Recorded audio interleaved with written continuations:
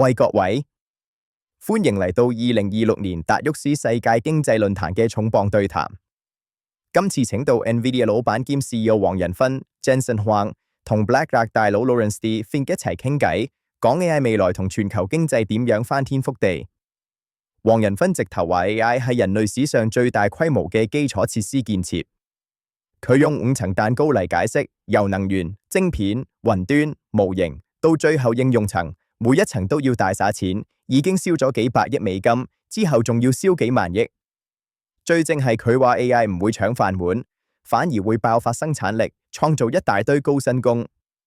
水電工、電工、建築工人薪水直線翻倍，6位數美金都唔奇。仲話 AI 會幫新興國家追上科技鴻溝，歐洲就靠自己工業實力加 AI 翻身，做物理 AI 同機械人超有優勢。呢場對談喺2026年1月瑞士達沃斯現場錄製，黃仁勳講得超前瞻、超有料。AI 究竟會帶來史上最大繁榮，定係勞工短缺？黃仁勳親口解答，等你一齊嚟聽啦。準備好未？即刻開始！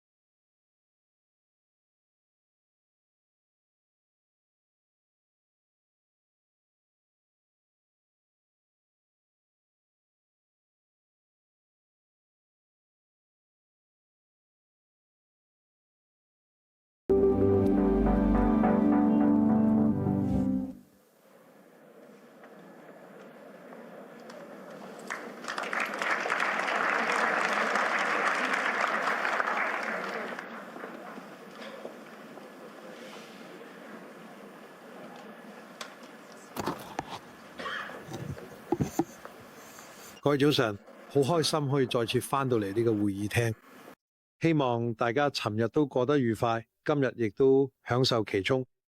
我好榮幸可以介紹黃仁勳，佢係我好敬佩嘅人，我一直都有關注嘅學習科技同人工智能嘅過程入邊，佢亦都係我哋老師，諗住去點樣帶領英偉達呢？真係令人讚嘆。仲有我平時唔會諗自己同人比較，但我好中意呢個對比。自從英偉達喺1999年上市以嚟，同貝萊德係同年上市嘅。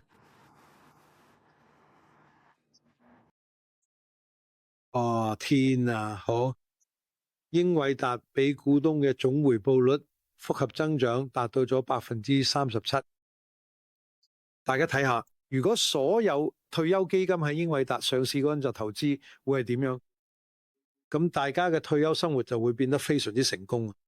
同一時間，貝萊德嘅年化總回報率係21%，對於一間金融服務公司嚟講都唔錯，但係相比之下就遜色好多。所以咧，呢個數據正正體現咗黃仁勳嘅領導能力，英偉達嘅定位。亦都反映咗全世界對英偉達未來嘅信心，所以仁勳，恭喜你取得佢嘅成就。我知道未來仲有好多個年頭等住我哋。多謝，好感激你哋講。我唯一遺憾嘅係佢上市之後，我想買咗好嘢送俾我父母，咁所以我哋英偉達估值3億美金嘅時候賣咗個股份，當時公司估值係3億美金。我買咗嘅平治 S Class 送俾佢哋，呢架係世界上最貴嘅車。佢哋好後悔。佢哋仲有啲留住架車。哦，梗係有嘅，佢仲留住。好，等我而家入正題，但我只想講，你知啦，關於人工智能嘅討論都係圍繞住佢會點樣改變世界同全球經濟。今日呢，我想講下人工智能可以點樣啦，為世界經濟帶嚟貢獻，同埋人工智能點樣日益成為一項基礎技術，等睇座各位都可以運用去改善我哋嘅生活，改善全世界每個人嘅生活。我哋仲要討論佢會點樣重塑生產力、勞動力同埋幾乎所有行業嘅基礎設施，但係最重要嘅係佢會點樣重塑呢個世界，而世界各地嘅唔同領域又可以點樣從人工智能中獲益呢？我哋又點樣可以確保全球經濟係喺度擴張，而唔係喺度萎縮呢？我睇唔到仲有邊個可以比佢哋得更透徹。唔單止係人工智能係咁嘅，仲有圍繞住佢嘅基礎設施以及建立呢啲設施嘅必要性。因為咁多主要嘅超大規模雲端服務商都係 NVIDIA 產品嘅使用者。關於基礎設施、人工智能同埋人工智能嘅潛力，我哋今日下晝或者今日朝早，我哋請到咗一位非常值得傾聽嘅重量級人物。所以Jensen 啊，再次多謝你。呢次係佢第一次嚟到達沃斯參加世界經濟論壇。我知道你嘅行程真係好忙，所以好感激你抽時間過嚟。多謝晒。咁我哋就直接入正題啦。點解你相信人工智能有潛力成為咗重要嘅增長引擎呢？而家呢個時刻咧，呢項技術同以往嘅技術週期有咩唔同呢？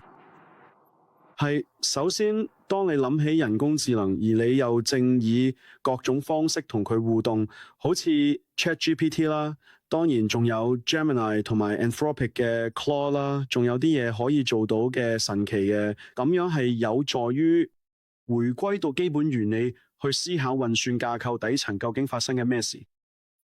呢個係一個平台嘅轉型。平台咧就係一啲可以喺上邊開發應用程式嚟嘅。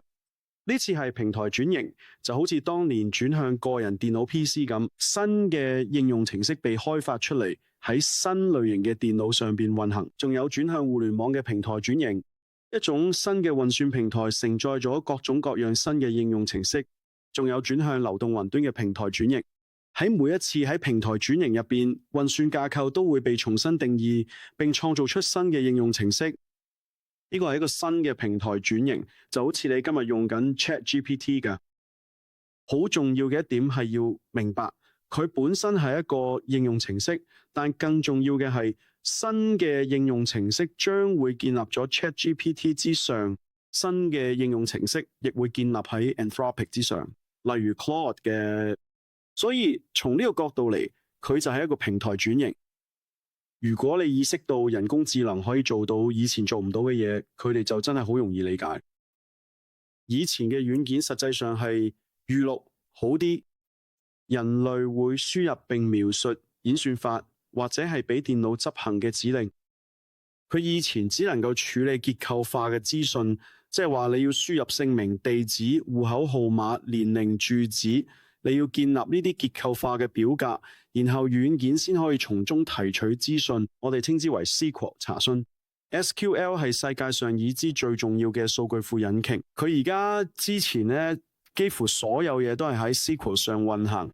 而家我哋有啲可以理解非結構化資訊嘅電腦，意思係佢可以睇一張相，然後理解錯；佢可以睇一段文字，然後理解咗。呢啲資訊完全係非結構化嘅。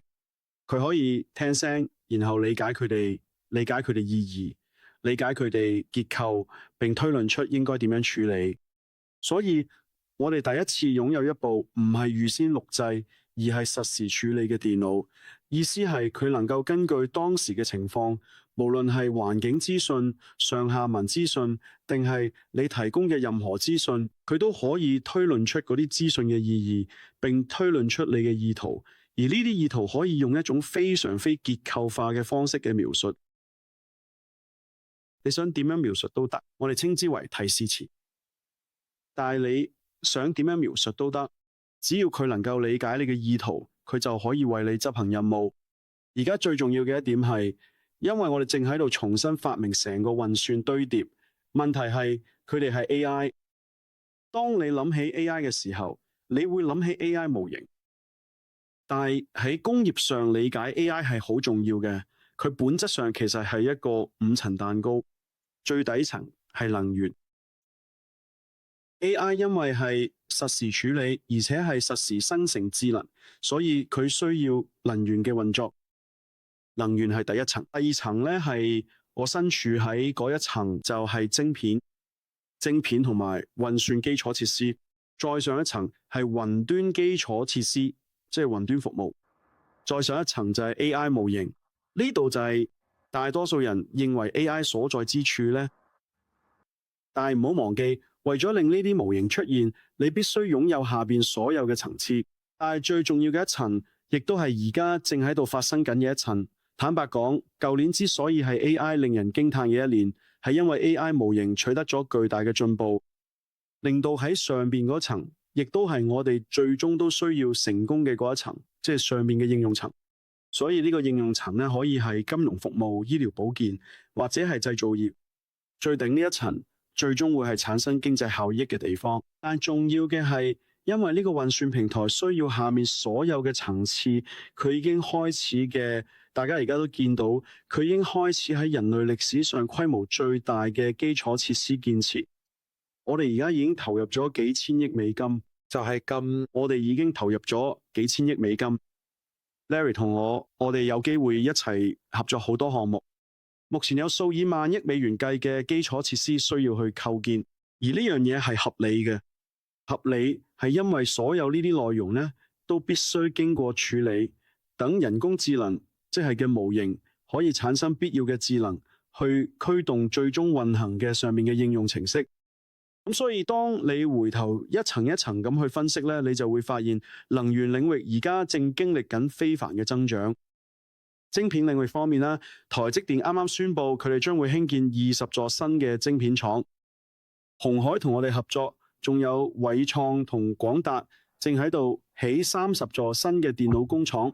之後會投入到呢啲人工智能工廠入邊，所以我哋有晶片工廠、電腦工廠同埋人工智能工廠，全部都喺世界各地興建㗎。仲有記憶體呢？仲有記憶體，係啊，冇錯，嗰啲晶片晶圓廠啦。美光正開始喺美國投資2000億美元。SK 海力士表現得非常出色，三星都表現得非常之出色。你可以見到成個晶片層面喺今日增長得非常驚人。而家我哋當然好關注模型層面，但令人興奮嘅係佢哋上邊嗰層其實都發展得非常好。而家其中一個指標係風險投資嘅資金流向邊度？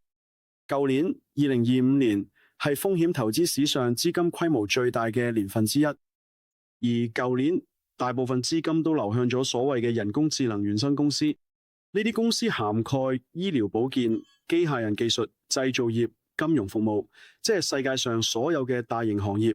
你正見到有巨額投資湧入呢啲人工智能原生企業，因為模型第一次強大到足以喺上面構建應用啦。咁我哋再深入探討一下。好明顯，我哋每個人都會用自己嘅聊天機械人嚟獲取資訊，但係你提到人工智能嘅普及化將會係關鍵。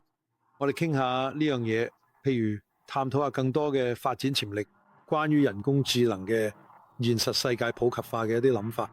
你頭先提到啦，醫療保健顯然係一個好好嘅例子，但你覺得喺交通或者科學等領域邊度會有變革性嘅機遇？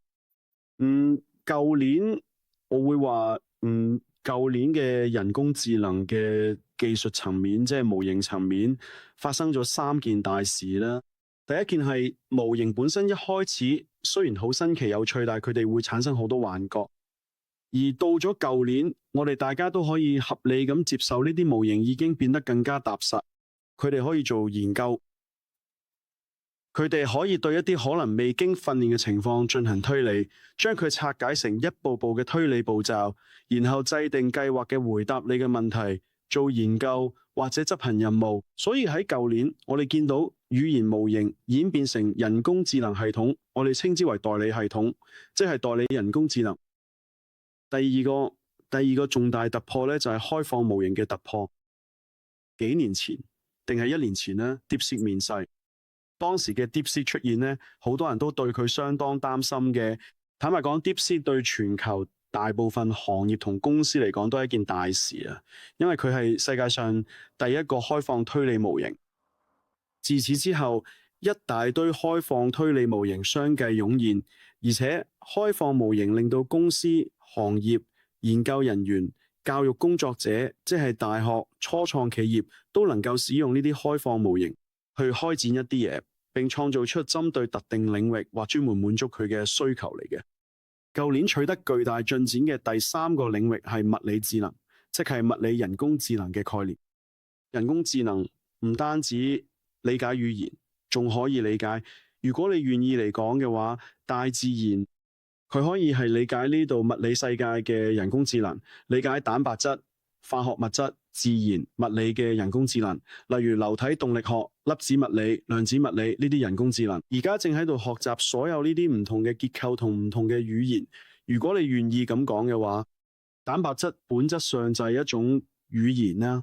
所以所有呢啲人工智能而家都取得咗咁巨大嘅進展，令到呢啲行業、工業公司，無論係製造業定係藥物研發，都真係取得咗好大進步。其中一個好重要嘅指標咧，就係我哋同禮來公司嘅合作。佢哋而家意識到人工智能嘅理解蛋白質結構同化學物質結構方面取得咗非凡進展，基本上能夠同蛋白質互動同對話，就好似我哋同 ChatGPT 對話咁。我哋將會見到一啲真係好重大嘅突破。所以所有呢啲突破都引起咗對人為因素嘅擔憂。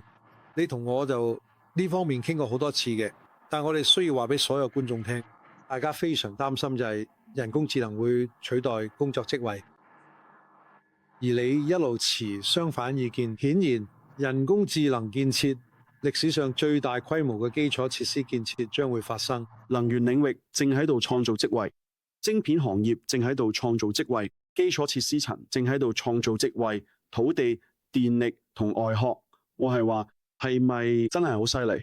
咁我哋深入探討下細節。所以你其實相信我哋將會面臨勞動力短缺。咁你點樣睇人工智能同機械人改變工作性質，而唔係消除工作呢？係我哋可以從幾個唔同嘅角度去思考呢件事。首先，呢個係人類歷史上規模最大嘅基礎設施建設。呢樣嘢咧將會創造好多就業機會嘅，而且好正嘅係呢啲工作咧都同專業技能有關。我哋將會需要水喉工、電工、建築工、鋼鐵工，仲有網絡技術員同埋負責安裝同埋調試設備嘅人員。喺美國，我哋見到呢啲領域嘅所有職位都出現咗顯著增長，人工亦都升咗，差唔多翻咗1倍嘅。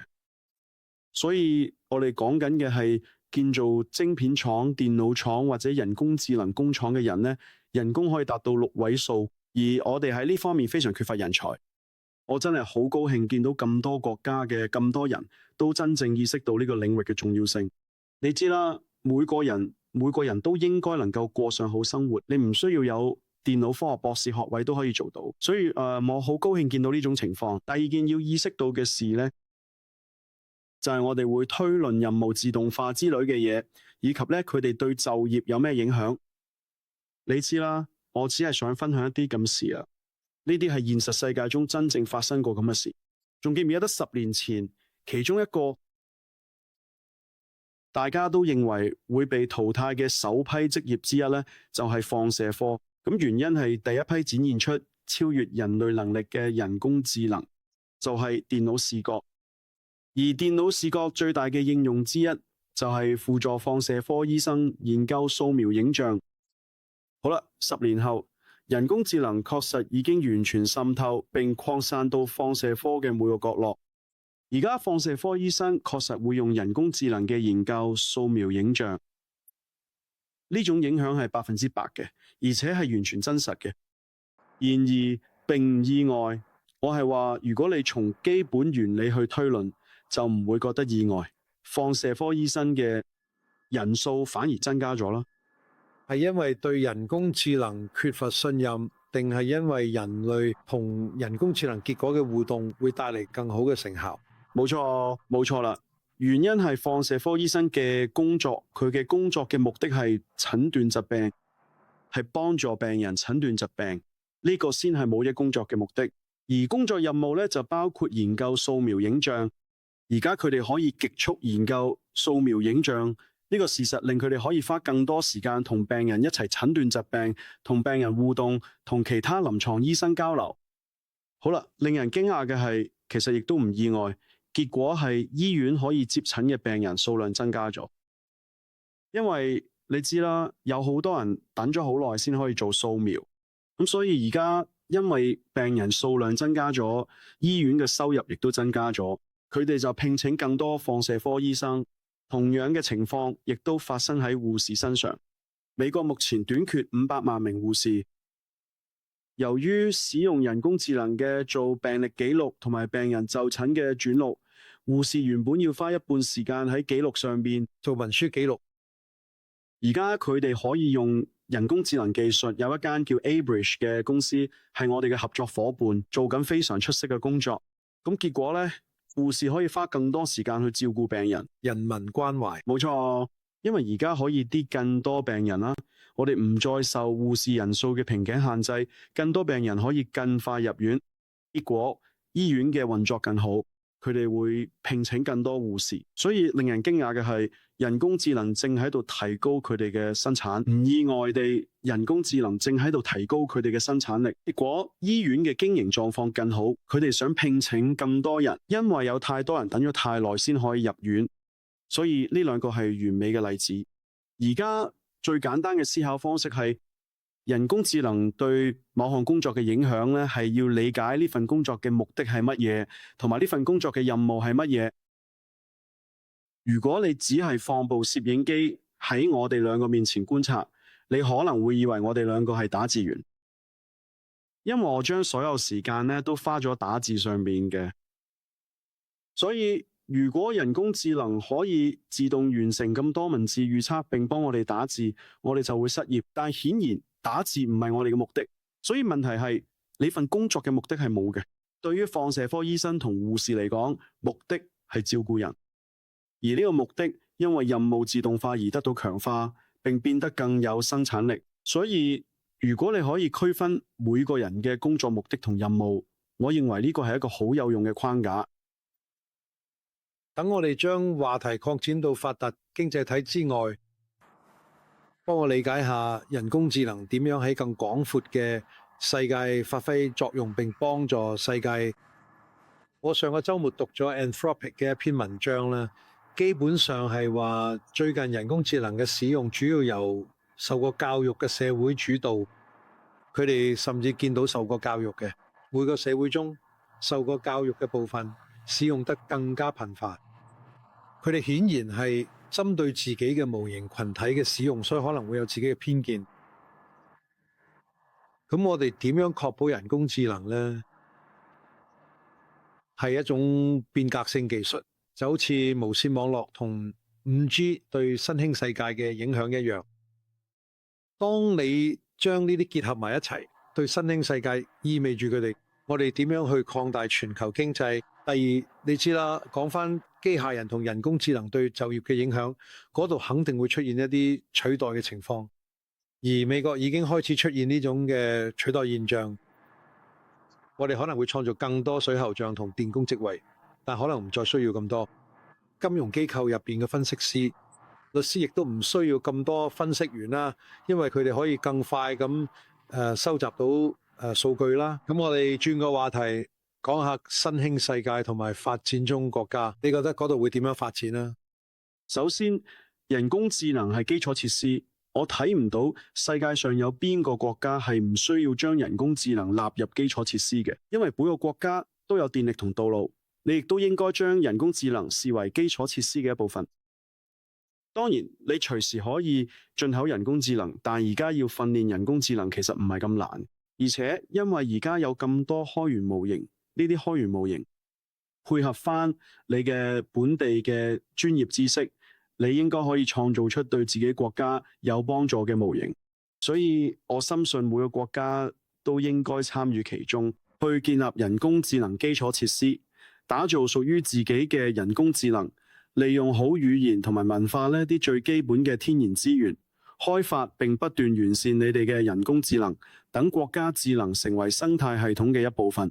所以我認為呢樣係最重要嘅。第二點啦，要記住人工智能係非常容易上手嘅，佢係史上最易用嘅軟件，亦都係點解佢發展得最快、普及得最迅速嘅原因。我係話短短2-3年內，使用者就已經接近10億人。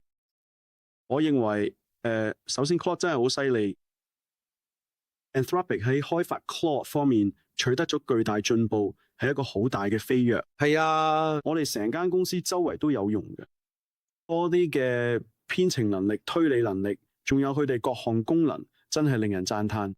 任何軟件公司都真係應該去接觸同埋使用嘅。另一方面 ，ChatGPT 亦可能係史上最成功嘅消費級人工智能。佢哋易用性同親和力，我覺得每個人都應該去嘗試。無論係發展中國家嘅人定係學生，好明顯學習點樣使用人工智能係至關重要嘅，包括點樣引導、點樣落指令、點樣管理、點樣設置限制，同埋點樣評估人工智能。呢啲技能同領導或者管理人才冇嘅分別，都係你同我經常做緊嘢嘅。所以喺未來呢，除咗生物性嘅即係碳基嘅人工智能之外呢，我哋仲會有數碼版嘅人工智能。直機版本嘅人工智能呢，我哋必須管理佢嘅。如果你願意嘅話，佢哋只係我哋數碼勞動力嘅一部分。所以我會主張發展中國家建立基礎設施，投入人工智能，並且要意識到呢，人工智能呢好可能會縮細技術鴻溝。啱，因為呢，佢係咁易用，資源咁豐富，而且咁容易接觸到，所以你知啦，我其實相當樂觀啦。對於人工智能提升新興國家潛力嘅前景，而且對於好多呢電腦科學學位嘅人嚟講，你哋而家都可以成為程式員。你知啦，以前我哋要學習點樣幫電腦編寫程式，而家你只要問電腦啦，我點樣幫你編寫程式就得。你知啦，如果你唔識用人工智能啦，就直接問佢，我唔識用人工智能，我應該點樣用？佢就會解釋俾你聽。你知啦，你話我想寫個程式冇整自己嘅網站，我應該點做？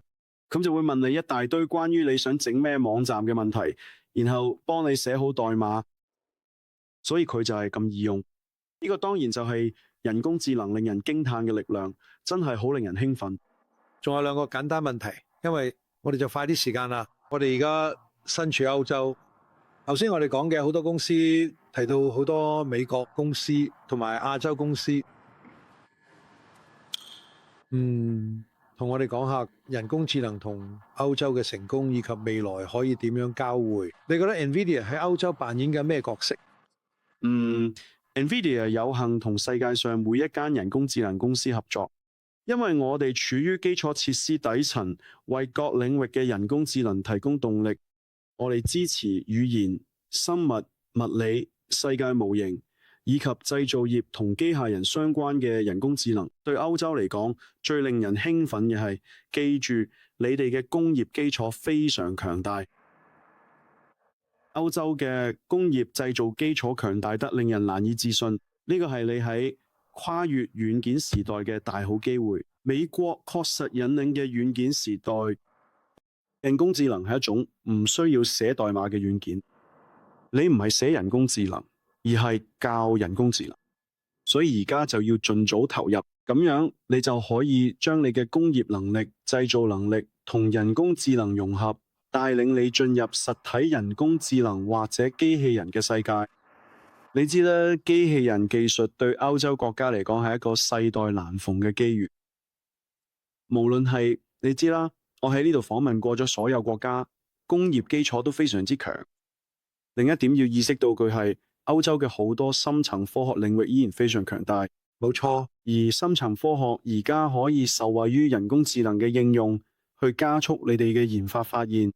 所以我認為好肯定，你冇必須認真考慮增加能源供應。咁樣你冇先可以投資基礎設施層，喺歐洲建立一個豐富嘅人工智能生態系統。所以我聽到嘅係，我哋離人工智能泡沫仲好遠。